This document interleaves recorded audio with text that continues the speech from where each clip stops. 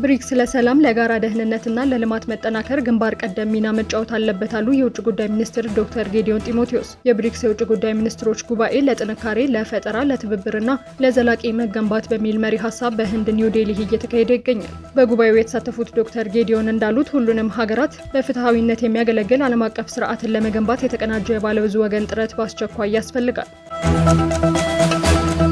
በተመሳሳይ የውጭ ጉዳይ ሚኒስትር ዶክተር ጌዲዮን ጢሞቴዎስ ከህንድ ጠቅላይ ሚኒስትር ናሬንድራ ሞዲ ጋር ተወያዩ። ውይይቱ ከብሪክስ የውጭ ጉዳይ ሚኒስትሮች ጉባኤ ጎን ለጎን የተካሄደ እንደሆነም ተገልጿል።